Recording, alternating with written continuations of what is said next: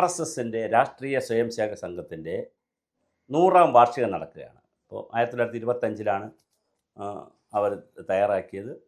അത് ഒരു സംഘടന എന്നുള്ളതിൽ രജിസ്റ്റർ ചെയ്തിട്ടില്ലായിരുന്നു, പക്ഷേ ഒരു കൂട്ടായ്മയാണ്. അതിപ്പോൾ 100 വർഷമായി ഒരുപാട് നേതാക്കളെയും അതുപോലെ തന്നെ ഒരുപാട് സംവിധാനങ്ങൾ അവരുണ്ടാക്കി. ഭാരതീയ വിചാര കേന്ദ്രം പോലുള്ള സംവിധാനങ്ങളെ സപ്പോർട്ട് ചെയ്യുന്നു.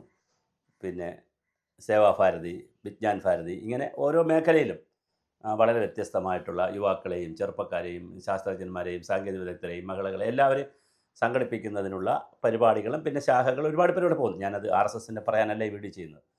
അപ്പോൾ ഇതിൻ്റെ ഒരു കേന്ദ്രം എന്ന് പറയുന്നത് നാഗ്പൂറാണ്. ബോംബെയിൽ ആണ്, മഹാരാഷ്ട്രയിലാണ് ഇതുണ്ടായത്. നാഗ്പൂർ കേന്ദ്രമാണ് ഇതിൻ്റെ ആസ്ഥാനം. മോഹൻ ഭഗവത്താണ് ഇപ്പോഴതിൻ്റെ സർവ്വസംഘചാലക് എന്ന് പറഞ്ഞ് ഏറ്റവും പ്രധാന നമ്പർ 1.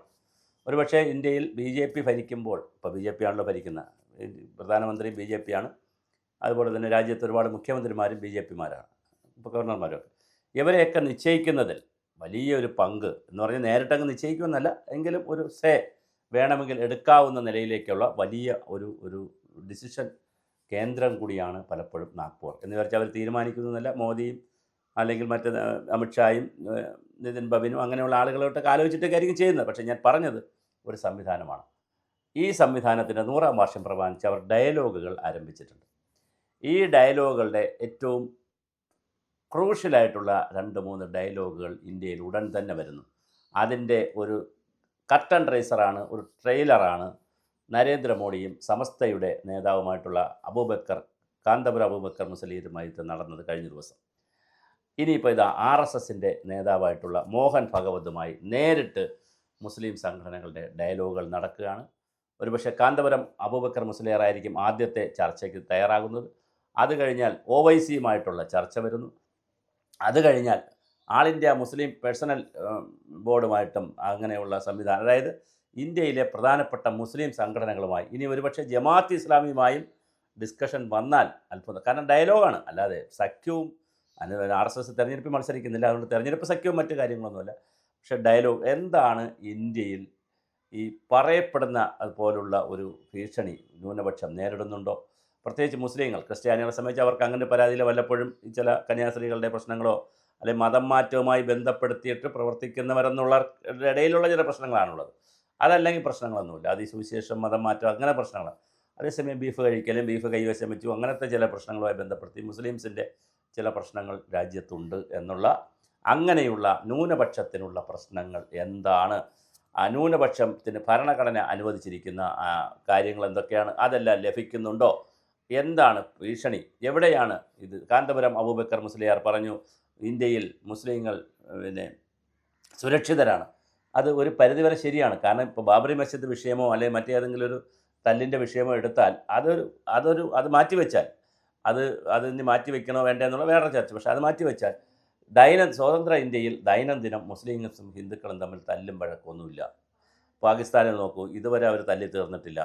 എത്ര ശതമാനം ഹിന്ദുക്കളെയാണ്, ന്യൂനപക്ഷമായിരുന്ന ഹിന്ദുക്കളെയാണ് ഒന്നുകിൽ മുസ്ലിമാക്കുന്നു, അല്ലെങ്കിൽ രാജ്യത്ത് നിന്ന് പലായനം ചെയ്തു പോകുന്നു, അല്ലെങ്കിൽ കൊന്നുകളഞ്ഞു. ബംഗ്ലാദേശിൽ എത്രയോ ഹിന്ദുക്കളെയാണ്, നൂറുകണക്കിന് ആയിരക്കണക്കിന് ഹിന്ദുക്കളെയാണ് കൊന്നുകളഞ്ഞതും മതം മാറ്റിയതും. അങ്ങനത്തെ ഉള്ളൊരു കൊന്നുകളയലോ മതം മാറ്റലോ മറ്റൊന്ന്. അപ്പോൾ പറയുമ്പോൾ ഭരണഘടന ഒരൊറ്റത്തിരിക്കുന്നു. ആ പുസ്തകം നോക്കിയിട്ടാണ് ആളുകൾ കലാപം ഉണ്ടാക്കുന്നത്. ആളുകൾക്ക് കലാപം ഉണ്ടാക്കണമെങ്കിൽ ഭരണഘടന നോക്കിയിട്ടല്ലല്ലോ മാറാട് കലാപം വന്നത്. ഭരണഘടന നോക്കിയിട്ടാണോ ഇവിടെ ഈ രാജ്യത്ത് കലാപങ്ങളും അടിയൊക്കെ വരുന്നത്? ഭരണഘടന ഒറ്റത്തിരിക്കും. കലാപം ഉണ്ടാക്കണമെന്ന ഒരു മാനസികാവസ്ഥ ഉള്ളവരാണെങ്കിൽ കലാപം ഉണ്ടാക്കുകയും ചെയ്യും. പക്ഷേ അങ്ങനെ ഒരു മാനസികാവസ്ഥ അല്ല ഭാരതത്തിലുള്ളത്. അതിപ്പോൾ BJP ഭരണത്തിലിരിക്കുമ്പോഴും അങ്ങനെയല്ല. അതുകൊണ്ട് തന്നെ വലിയ ഒരു ചർച്ച, ഡയലോഗ് RSSുമായി നടക്കാനുള്ള എല്ലാ സാധ്യതയുമുണ്ട്. മോഹൻ ഭഗവത് കാന്തപുരം അബൂബക്കർ മുസ്ലിയാർ ചർച്ചയാണ് ഇനി അടുത്തുടനെ നമ്മൾ കാത്തിരിക്കുന്ന ഒരു ചർച്ച. അത് നടക്കാനുള്ള എല്ലാ സാധ്യതയും കാണുന്നുണ്ട്. അതുപോലെ തന്നെ മുസ്ലിം സംഘടനകളുമായി, പ്രത്യേകിച്ച് ഹിന്ദു ഏകതാ സമ്മേളനങ്ങൾ, രാജ്യത്ത് 1 ലക്ഷത്തോളം ഹിന്ദു ഏകതാ സമ്മേളനങ്ങൾ നടക്കുകയാണ്. കേരളത്തിലും 10-25 സ്ഥലങ്ങളിൽ നടക്കുന്നുണ്ട്. രാജ്യത്ത് ഒരുപാട് സ്ഥലങ്ങളിൽ നടക്കുന്നു. അപ്പോൾ അത് നടത്തുന്നതുമായി ബന്ധപ്പെടുത്തി വളരെ ഗൗരവതരമായിട്ടുള്ള, കേരളത്തിൽ 25,000 അല്ല, പഞ്ചായത്ത് കേന്ദ്രീകരിച്ചാണ് നടക്കുന്നത്. കോർപ്പറേഷൻ പഞ്ചായത്ത് കേന്ദ്രീകരിച്ചാണ് നടക്കുന്നത്. രാജ്യത്ത് മൊത്തത്തിലെടുക്കുമ്പോൾ 1 ലക്ഷത്തോളം നടക്കുന്നു. അപ്പോൾ അങ്ങനെ നടക്കുന്ന ഈ സമ്മേളനങ്ങളുടെയൊക്കെ ഒരു അജണ്ട എന്ന് പറയുന്നത് ഭാരതം എന്ന സങ്കല്പം അല്ലെങ്കിൽ ഭാരതം എന്ന രാഷ്ട്രം അംഗീകരിച്ചു വരുന്ന എല്ലാ ജാതിമത വിശ്വാസ പ്രമാണങ്ങളെയും അംഗീകരിച്ചുകൊണ്ട് തന്നെ അവർക്കും ആനന്ദവും സന്തോഷവും സുഖം വരുന്ന രീതിയിൽ അവർ ഭീതിയിലൂടെ ജീവിക്കുക എന്നുള്ളതല്ല, വേറൊരു അജണ്ടയാണ് വരുന്നത്. എന്തായാലും ഈ ഡയലോഗുകൾ നടക്കുമ്പോൾ ആ ഡയലോഗുകൾ നടക്കരുതെന്ന് പറയുന്നവരെ നമ്മൾ സൂക്ഷിക്കണം. കാരണം ഡയലോഗുകൾ നടക്കരുതെന്ന് പ്രധാനമായി പറയുന്നത് ഇടതുപക്ഷവും അല്ലെങ്കിൽ വോട്ട് ബാങ്ക് രാഷ്ട്രീയക്കാരായിരിക്കും. വലതുപക്ഷമായാലും ഇടതുപക്ഷമായാലും ആരായാലും വോട്ട് ബാങ്ക് രാഷ്ട്രീയക്കാരായിരിക്കും പറയുന്നത് ഇങ്ങനെ ഒരു ഡയലോഗ് നടക്കരുത്, രണ്ട് കൂട്ടരും രണ്ട് പക്ഷത്ത് നിൽക്കണം, ശത്രുപക്ഷത്ത് നിൽക്കണം. ചെറിയ ഏതെങ്കിലും ഒരു സംഭവം ഉണ്ടായാലും ഒറ്റപ്പെട്ട സംഭവമാണെങ്കിലും അതിനെ പർവ്വതീകരിച്ച് പരസ്പരം രാഷ്ട്രീയ ആയുധമാക്കി വോട്ട് ബാങ്കാക്കി മാറ്റണം എന്നുള്ളതിനകത്ത് ഒരു തരത്തിലും നമുക്ക് ന്യായീകരിക്കാൻ കഴിയില്ല. രാജ്യം ഭരിക്കുന്നത് ജനാധിപത്യപരമായി തെരഞ്ഞെടുപ്പിലൂടെ വന്നവരാണ് ഒരു രാജ്യം ഭരിക്കുന്നത്. ഇനിയിപ്പോൾ നാളെ തെരഞ്ഞെടുപ്പിലൂടെ ജമാഅത്ത് ഇസ്ലാമിയോ അല്ലെങ്കിൽ SDP അല്ലെങ്കിൽ മുസ്ലിം ലീഗോ ആരെങ്കിലും നാളെ ജനാധിപത്യ സംവിധാനത്തിൽ ഭരണത്തിൽ വന്നിട്ട്, ഇപ്പോൾ കേരളത്തിലൊക്കെ 27-30 സീറ്റിൽ മത്സരിക്കുന്നു ആര്, മുസ്ലിം ലീഗ്. അതിൽ 75 സീറ്റ് മത്സരിച്ച് അവർ 75 സീറ്റ് ജയിച്ചാൽ, അല്ലെങ്കിൽ 100 സീറ്റ് മത്സരിച്ച് ജയിച്ചാൽ മുസ്ലിം ലീഗ് കൂടെ ഭരിക്കത്തില്ലേ? അപ്പോൾ അല്ലെങ്കിൽ തന്നെ മുസ്ലിം ലീഗിൻ്റെ CH മുഹമ്മദ് മുഖ്യമന്ത്രി ആയിരുന്നില്ലേ, ഉപമുഖ്യമന്ത്രി ആയിരുന്നില്ലേ? ആരെങ്കിലും കേരളം തല്ലി തകർത്ത് പോയോ? AK ആൻ്റണി, ഉമ്മൻചാണ്ടി എല്ലാം ന്യൂനപക്ഷമായിരുന്നില്ലേ? അവരെല്ലാം കേരളത്തിൽ മുഖ്യമന്ത്രിമാരായിരുന്നില്ലേ ദീർഘകാലം? അപ്പോൾ അപ്പോഴെല്ലാം ഹിന്ദുക്കളെല്ലാം അവിടെ ഇവിടുന്ന് ഓടിപ്പോയോ? അങ്ങനെയല്ല.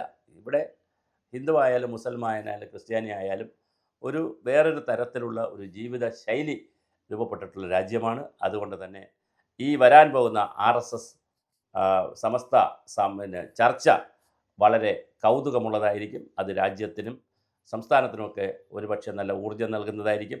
അത്തരം ഡയലോഗുകൾ നടക്കണം. അപ്പോൾ അത് നടത്തണമെന്ന് പറയുമ്പോൾ ഇപ്പോൾ സംസ്ഥയിൽ മർക്കസൊക്കെ ഉള്ളതുകൊണ്ടും ഒരുപാട് സ്ഥാപനമൊക്കെ ഉള്ളതുകൊണ്ടും അവർ അങ്ങനെ ED വെച്ച് പേടിപ്പിച്ചു, അല്ലെങ്കിൽ അവർ കള്ളന്മാരാണ് കൊള്ളക്കാരാണ്, അബൂബക്കർ മുസ്ലിയാർ കള്ളനാണ് കൊള്ളക്കാരനാണ്, അതുകൊണ്ടാണ് ഈ ചർച്ചയ്ക്ക് പോകുന്നതെന്നൊക്കെ ഉള്ള ചില നരേഷൻസ് വരുന്നുണ്ട്. അത് ചിലപ്പോൾ കള്ളയാണോ കൊള്ളാണോ ED ആണോ അതൊക്കെ അല്ല. എന്നെ സംബന്ധിച്ചിടത്തോളം, നമ്മളെ സംബന്ധിച്ചിടത്തോളം നമുക്ക് വേണ്ട എന്താണ്, ഏത് സാഹചര്യത്തിലായാലും ഡയലോഗുകൾ നടക്കണം, സംവാദങ്ങൾ നടക്കണം. ഒരു മേശയ്ക്ക് ചുറ്റും ഇരുന്ന് കാര്യങ്ങൾ പറഞ്ഞ് പരസ്പരം ബോധ്യപ്പെട്ട് നീങ്ങണം. അതൊരു തെരുവിലേക്ക് പോയി വൈരാഗ്യമായി ശത്രുതയിലേക്ക് പോയി തലമുറ അത് ശത്രുതയിലേക്ക് കൊണ്ടുപോകുന്നത് പിന്നെ അഭിലഷണീയമല്ല. അത് നമുക്ക് പ്രൊമോട്ട് ചെയ്യാവുന്നതല്ല.